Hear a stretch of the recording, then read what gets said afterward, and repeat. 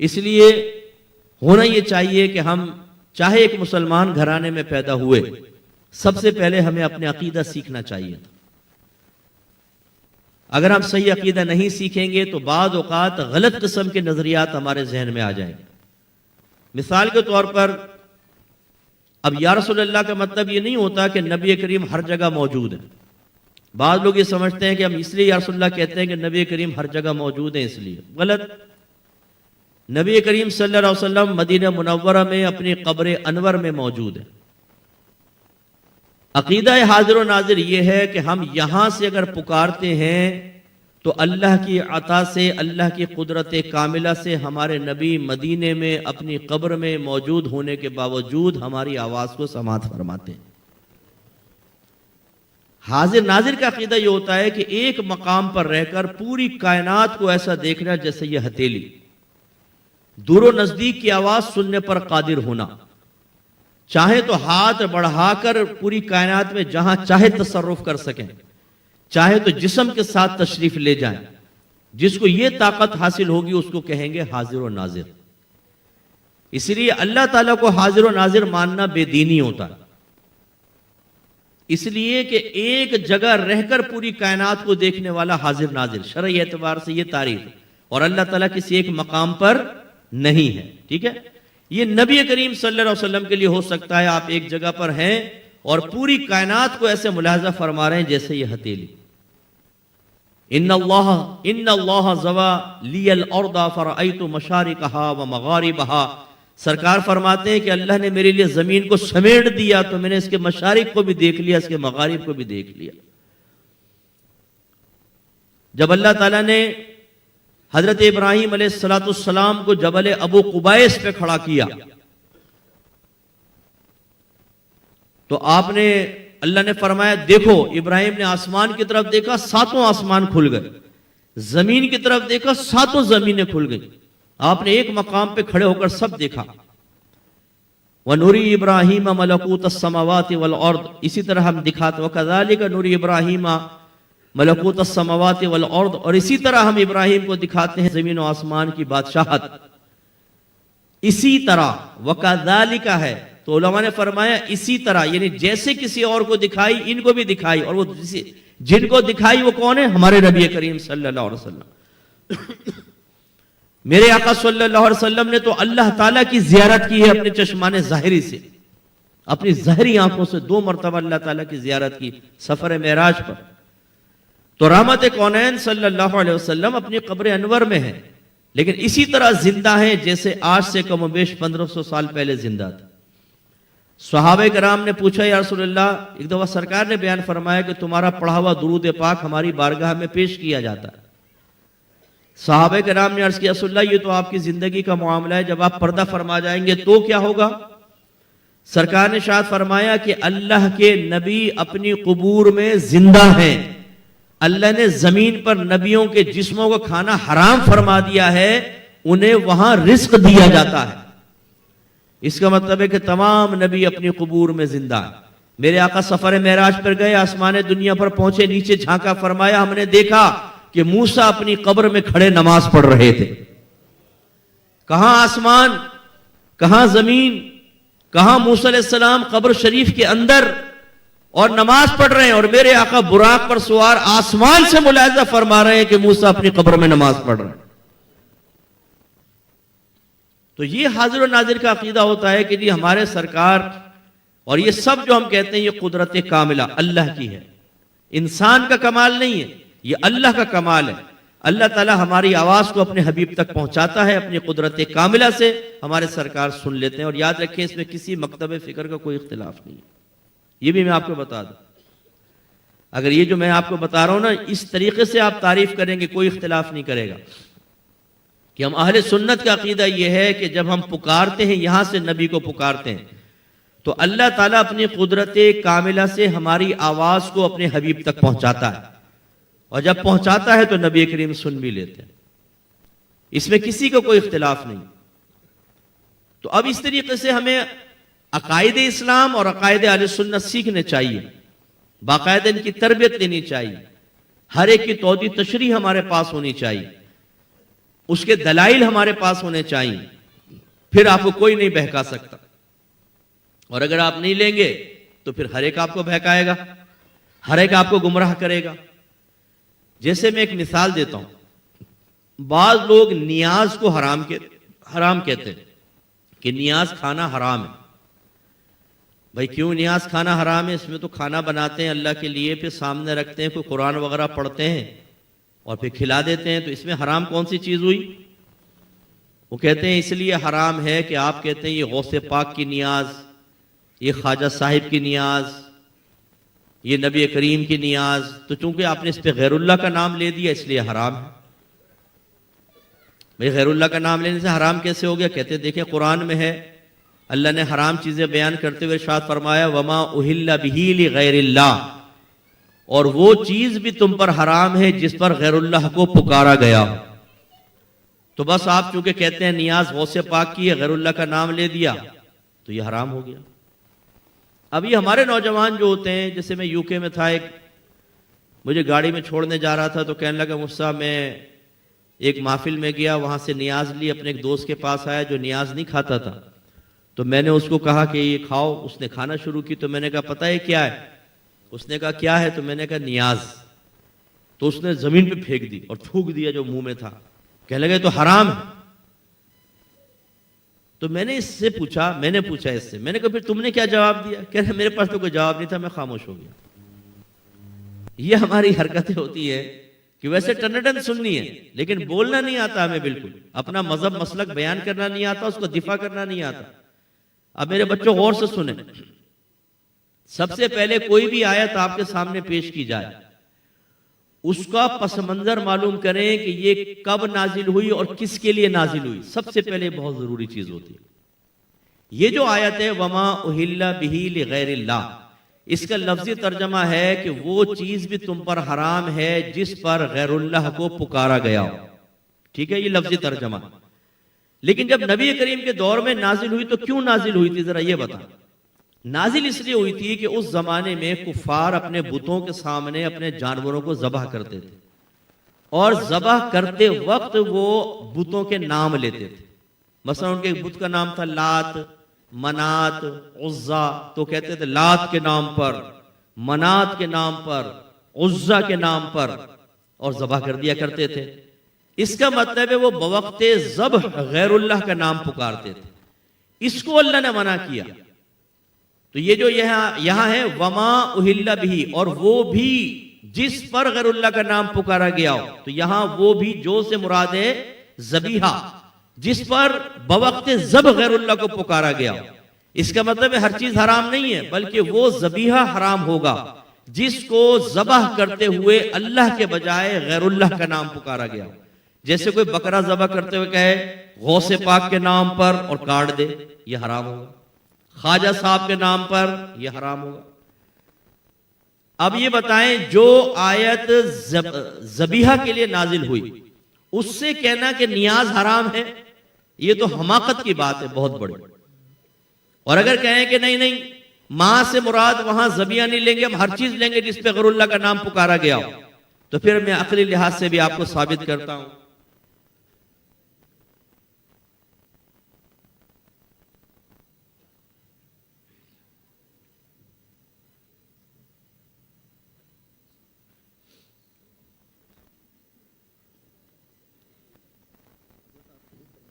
جی میں ایسے نہیں کرتا ہوں، بیٹھیں تشریف رکھیں پھر کرتا ہوں انشاءاللہ۔ السلام علیکم، تشریف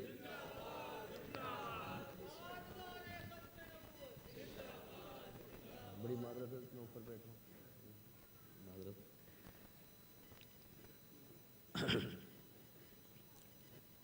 تو یہ یاد رکھیے کہ اگر کوئی کہتا ہے کہ نہیں ہم اس توضیح تشریح کو قبول نہیں کرتے، شان نزول کو نہیں دیکھتے، اور یہاں وما اہل بہ لغیر اللہ میں ماں سے مراد عام لے لیں گے، ہر وہ چیز جس پہ غیر اللہ کا نام پکارا گیا ہو وہ حرام ہو جاتی ہے۔ اب مجھے بتائیے اگر آپ کا ولیمہ ہو رہا ہو اور کوئی پوچھے یہ کس چیز کا کھانا ہے تو کیا کہیں گے؟ بولیں تو ولیمہ خدا کا نام ہے یا ولیمہ خدا ہوتا ہے؟ غیر اللہ کا نام پکار لیے نا تو ولیمہ حرام۔ یہ کون سا کھانا ہے؟ جی شادی کا کھانا ہے، یہ سالگرہ کا کھانا ہے، بتائیں حرام کیوں نہیں ہوگا؟ یعنی غوث پاک کی نیاز کہہ دیں تو حرام ہو جائے کہ غوث پاک کا نام لے دیا، اور ولیمے پہ ولیمے کا نام لے تو حرام نہ، وہ کھانے دبا کے کھا رہے ہو. تو یہ صرف جہالت ہے. اور اس کی وجہ کیا ہے کہ ہم نے اپنا مذہب اور مسلک سیکھا نہیں ہوتا، ہم نے توحید تشریح حاصل نہیں کی ہوتی. جس کا دل چاہتا ہے ہمیں آرام سے مروڑ دیتا ہے. اس لیے اب آ جائیں ذرا سورت کی طرف، پھر میں اپنا بیان ختم کرتا ہوں. اللہ تعالیٰ نے فرمایا وَالْعَصْرِ إِنَّ الْإِنسَانَ لَفِي خُسْرٍ. عصر کی قسم. اب عصر سے مراد یا تو زمان رسول ہے یا خاص نماز عصر، جو بھی آپ مراد لے دیں اختلاف مفسرین کے مطابق. تمام انسان خسارے میں ہے. ان الانسان لفی خسر. الف لام اس میں استغراقی ہے، اس کا مطلب ہے تمام انسان خسارے میں. اگر آیت کا اتنا حصہ لے لیں، صرف اتنا، یہ ہمیں بتا رہی ہے کہ ہر انسان خسارے میں، جس پر لفظ انسان بول سکتے ہیں. اس سے ایک نتیجہ نکلا. نوجوانوں ذرا غور سے سنیے گا. اگر قرآن پاک کی آپ آیت کا ایک حصہ لے لیں یا ایک آیت لے لیں یا کوئی ایک حدیث لے لیں اور اس سے نتیجہ مرتب کرنے کی کوشش کریں تو بعض اوقات خود قرآن یا حدیث آپ کی گمراہی کا سبب بن جائے. وہ حقیقتاً قرآن و حدیث نہیں بن رہے، وہ ہماری کوتاہی بن رہی ہے کہ ہم بعض اوقات ایک حدیث ہمارے پاس آئی اس سے نتیجہ نکال لیتے ہیں، ایک آیت آئی اس سے نتیجہ نکال لیتے ہیں، اور ہم کہتے ہیں دیکھو علماء تو یہ کہہ رہے ہیں، قرآن یہ کہہ رہا ہے، علماء یہ کہہ رہے ہیں، حدیث یہ کہہ رہی ہے. اچھی طرح یاد رکھیں، جب علماء اسلام کوئی نتیجہ مرتب کرتے ہیں، چاہے عقیدہ بتا رہے ہوں یا شرعی مسائل بتا رہے ہوں یا کوئی واضح و نصیحت ہو یا کسی ایک ٹاپک پر کلام، اس سے متعلق ساری آیات سامنے رکھتے ہیں، پھر تمام احادیث، صحابہ کرام کے اقوال، ان کے افعال، پھر اکابرین امت کے اقوال و افعال، پھر ان سب کو دیکھنے کے بعد ایک نتیجہ مرتب کیا جاتا ہے. ایک نوجوان گھر میں آیا، کہنے لگا آج تو ہمارے استاد صاحب نے ہمیں نماز پڑھنے سے منع کر دیا. گھر والوں نے کہا یہ کون کافر آ گیا بھائی؟ کہنے لگے میں گھسا تو وہ کہہ رہے تھے کہ لا تقربوا الصلاۃ، نماز کے قریب بھی نہ آؤ، وہ منع کر رہے تھے. وہ جا کے پتہ کیا تو انہوں نے کہا کہ بھائی میں جب پڑھا رہا تھا یہ آیا اور سامنے سے نکل گیا، لا تقربوا الصلاۃ سنا، وانتم سکارا نہ سنا کہ تم نماز کے قریب نہ آؤ جب تم حالت نشہ میں ہو. تو آدھی سن کر چلا گیا اور یہ نتیجہ مرتب کر لیا. بچوں یہی آپ کے ساتھ ہوتا ہے کہ سوشل میڈیا پر بیٹھ کر آدھی آیات، ادھوری حدیثیں آپ کو سنائی جاتی ہیں اور یقین دلایا جاتا ہے کہ یہ سب جو سنی حضرات ہیں، جتنے مسلمان حضرات ہیں، سب کے سب گمراہ ہیں. یہ دیکھو قرآن حدیث تو یہ کہہ رہا ہے، اور آپ ایک آیت کو دیکھ کر، ایک حدیث کو دیکھ کر نتیجہ مرتب کر کے سمجھتے ہیں سارے گمراہ ہیں. اکابرین جو آپ کو یہ دکھا رہا ہوتا ہے نا، اس کے پاس بھی علم ہمارے انہی اکابرین سے چل کر آیا ہے جن کو یہ برا بھلا کہہ رہا ہے. کیا قرآن و حدیث آپ کے گھر میں نازل ہوا تھا؟ یہ بتائیں کس سے آیا؟ نبی کریم صلی اللہ علیہ وسلم سے، صحابہ کرام کے پاس، ان کے بعد تابعین، پھر تبع تابعین، پھر ان سے ہوتا یہاں تک پہنچا. تو جن بزرگان دین کے ہاتھ سے قرآن و حدیث اور علوم کثیرہ آپ تک پہنچے، جو شخص کہے وہ سب گمراہ ہیں. تو جو ان سے علم آیا وہ پھر ہدایت کا سبب کیسے بن سکتا ہے؟ ذرا یہ بتاؤ. تو یہ آپ کو بہکاتے ہیں، آپ کو گمراہ کرتے ہیں، اور ہم لوگ اس لیے فوراً گمراہ ہو جاتے ہیں کہ ہمارے ذہن میں کچھ نہیں ہوتا. اب دیکھیں اس آیت کے اندر وَالْعَصْرِ إِنَّ الْإِنسَانَ لَفِي خُسْرٍ، بے شک تمام انسان خسارے میں ہے. تو انسان میں تو انبیاء علیہ السلام بھی ہیں، صحابہ کرام، اولیاء کرام، اہل بیت اطہار، مجتہدین. تو آیت تو کہہ رہی ہے تمام خسارے میں ہے. اگر آپ اس ایک آیت سے نتیجہ نکالنے کی کوشش کریں گے تو کس قدر گمراہ ہو جائیں گے. اسی لیے پھر آگے جب اللہ آیا اس نے استثناء کیا کہ تمام انسان خسارے میں سوائے 3 طرح کے لوگ، ان کو باہر نکال دیا. پہلا الا الذین آمنوا، مگر وہ جو ایمان لائے. دوسرا وعملوا الصالحات، اور جنہوں نے نیک اعمال کیے. اور تیسرا وتواصوا بالحق وتواصوا بالصبر، اور جنہوں نے آپس میں حق اور صبر کی تلقین کی. یہ جو ہے الا الذین آمنوا، مگر وہ جو ایمان لائے، اس میں اشارہ ہے کہ وہ لوگ خسارے سے باہر ہو گئے جنہوں نے اپنے عقائد کو درست کیا یا درست عقائد اختیار کیے. یا ایمان سے اشارہ ہے اس طرح. وہ شخص خسارے سے باہر ہوگا جس کا عقیدہ درست ہوگا۔ پھر اللہ تعالیٰ نے آگے تفصیل بیان کر کے یہ بھی ایک وضاحت کر دی کہ بعض حضرات کہتے ہیں اپنا عقیدہ ٹھیک کر لو یار، عمل ہو یا نہ ہو، غلط۔ عقیدہ بھی درست ہونا چاہیے اور عمل بھی آپ کا بالکل صالح ہونا چاہیے، تب نجات کا سبب بنے گا۔ یہ غلط بات ہے۔ ہاں یہ بالکل ٹھیک ہے کہ اعمال کا دار و مدار عقائد صحیحہ پر ہے۔ اگر ایک کافر خوب نیک عمل کر لے اور اسی حالت میں مر جائے، اس کو آخرت میں کوئی اجر نہیں ملے گا، اس لیے کہ اس کا عقیدہ ٹھیک نہیں تھا، اس کے سارے نیک اعمال دنیا میں برباد ہوں گے، یا اللہ تعالیٰ دنیا میں اس کا بدلہ دے دے گا، آخرت میں بہرحال اس کے لیے کچھ بھی نہیں۔ یہ صحیح ہے کہ نیک عمل اسی وقت مقبول ہوگا جب عقیدہ ٹھیک ہوگا، لیکن یہ سوچ بنا لینا کہ عقیدہ ٹھیک کر لو پھر نیک عمل کرنے کی حاجت نہیں ہے، یہ بھی غلط ہے۔ عقیدہ بھی صحیح ہونا چاہیے اور عمل بھی صحیح ہونا چاہیے۔ پھر عقیدے کا تعلق آپ کی ذات کے ساتھ، عمل کا تعلق آپ کی ذات کے ساتھ۔ تیسرے حصے میں اللہ تعالیٰ نے واضح فرما دیا کہ یا شیخ اپنے دیکھ نہیں چلے گا، بلکہ اپنے مسلمان بھائیوں کی فکر بھی کرنی ہوگی۔ وَتَوَاصَوْا بِالْحَقِّ وَتَوَاصَوْا بِالصَّبْرِ، اور وہ آپس میں حق اور صبر کی تلقین کرتے ہیں۔ یہ تین گروہ نجات پائیں گے، یا جن میں تین صفات ہوں گی وہ نجات پائیں گے، ورنہ خسارے والوں میں شامل ہو جائیں گے۔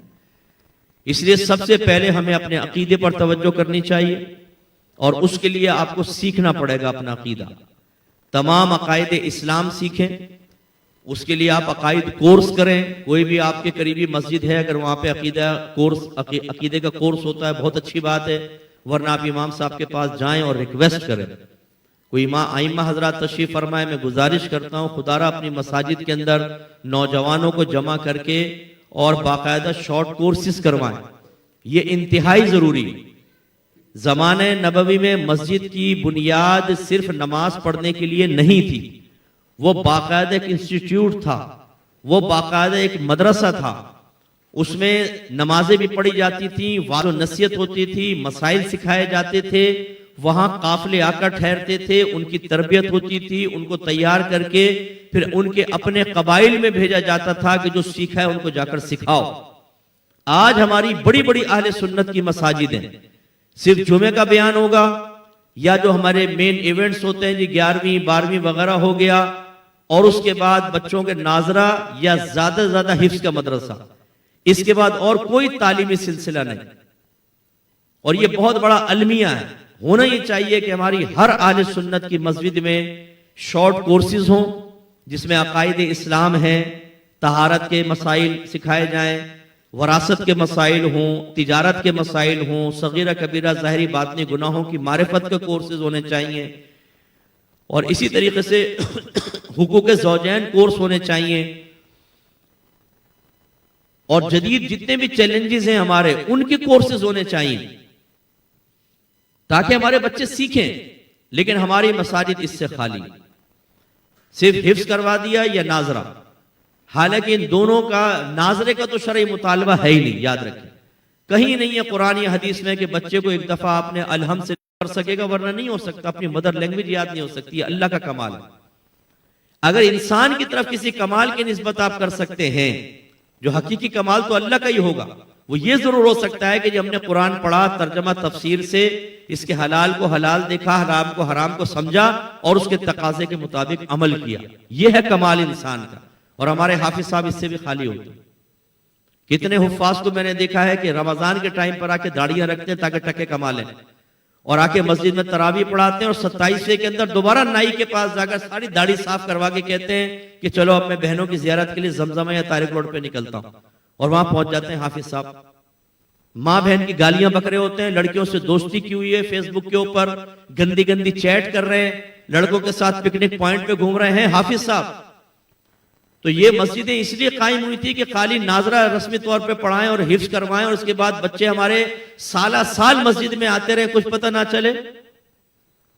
اور بعض حفظ کے مدرسے ایسے بھی میں نے دیکھے ہیں، اللہ کر کے آپ یہاں پر نہ ہو، کہ جن میں حافظ صاحب کو غسل کے فرائض تک نہیں پتہ، نہ وہاں پہ کوئی کورس مرتب ہے۔ ہونا ہی چاہیے کہ حفظ قرآن کے ساتھ ایک کورس مرتب ہو، اس میں طہارت کے سارے مسائل حافظ صاحب کو آنے چاہیے، غسل کے مسائل آئیں، پھر پورے نماز کے مسائل، نماز کی شرائط، اس کے فرائض، اس کے واجبات، مفسدات نماز، लुकमा कहाँ देना है, कहाँ लेना है, कहाँ नहीं लेना, मकरूह तहरीमी कौन कौन से होते हैं, ये सब चीजें कम से कम हाफिज साहब को आनी चाहिए, ताकि जब वो नमाज पढ़ाने खड़े हों तो लोगों के नमाजों की बर्बादी का सामान ना करें। हाफिज साहब को कम से कम ये पता हो कि मेरी बीवी ने मेरे कपड़े पाक भी किए कि नहीं किए, या वॉशिंग मशीन में सारे कपड़े डाल के नापाक घुमाकर और इस्त्री करके मुझे नापाक कपड़े पहना के भेज दिए और मैं आके लोगों की नमाजें बर्बाद कर रहा हूं। एक हाफिज साहब का, मैं तो बैठता ही नहीं था, मुझे हमारी मस्जिद की कमेटी ने कहा कि जी एक हाफिज साहब आ रहे हैं, जरा आप भी बैठ जाएं। वो काफी पहले की बात बता रहा हूं, उस टाइम आलिम भी नहीं था मैं, लेकिन मैं इल्म से बहुत शगफ रखता था। वो कमेटी ने कह दिया, अच्छा हमारे यहाँ हाफिज साहब की इम्तिहान कैसे होगा कि हाफिज साहब रखने नहीं रखने। नमाजियों कहेंगे भाई हाफिज साहब आके 2 रकात नमाज पढ़ेंगे, जरा आप सुनिएगा, अगर पसंद आए तो बताइएगा, इनको तरावी पढ़ाने के लिए रख लेंगे। हाफिज साहब अब जो नमाज पढ़ाएगा अल्लाह का वली होगा, अगर वो रियाकारी से बच जाए तो मैं तो कहता हूं हम जैसे तो नहीं बच सकता। जब पता है कि इसी नमाज के ऊपर मेरी तकर्रुरी मौकूफ है, मैं तो बना बना के पढ़ूंगा, सुना सुना के पढ़ूंगा, अच्छी तरीके से पक्की रियाकारी करूंगा। अब वो सब सुनने के बाद, हाँ भाई क्या ख्याल है, बहुत अच्छा पढ़ा, आइन रहा बड़ा प्यारा निकाला। भाई ये भी पूछने हाफिज साहब कपड़े पाक करने का तरीका क्या होता है, जरा ये बताएं, नजासत गलीजा क्या है, खफीफा क्या है, कितनी मिकदार में लगे तो नमाज होगी नहीं, कितनी मिकदार में लगे तो नमाज हो जाएगी लेकिन मकरूह तहरीमी वाजिबुल इयादा, कितनी मिकदार में लगे तो नमाज हो जाएगी खिलाफ सुन्नत। पूछे जरा हाफिज साहब से, खड़ा कर दिया आपने। ये कमेटियां भी बहुत ज्यादा पकड़ में आएंगी आखिरत के अंदर। कोई कमेटी वाला बैठा हो नाराज मत हो, चौधरी बनने का बड़ा शौक होता है कि जहां रिटायर हुए कमेटी में दाखिल हो गए, एबीसी एक भी मालूम नहीं, किसी को लाके इमाम खड़ा कर दिया, किसी को मौसिन खड़ा कर दिया, किसी को तरावी के लिए खड़ा कर दिया। ये पता ही नहीं कि इनको मसाइल भी आते हैं कि नहीं आते। आपके ऊपर जिम्मेदारी है, तमाम लोगों की नमाजों की जिम्मेदारी आपके ऊपर है। ऐसे आदमी को लाकर खड़ा कर दिया कि जिसको कपड़े पाक करने नहीं आते, जिसको पता ही नहीं कि पाकी नापाकी क्या, और आपने उसको इमाम मुसल्लत कर दिया। अब हुआ ये कि हाफिज साहब ने सुनाया, हमने 2 क्वेश्चन कर लिए उससे वुज़ू और गुस्ल के। हाफिज साहब सफा चट। तो भाई किरात से खाली नमाज नहीं होती, पूरे मसाइल भी आने चाहिए नमाज के। तो हमारी मस्जिदें इससे खाली हैं।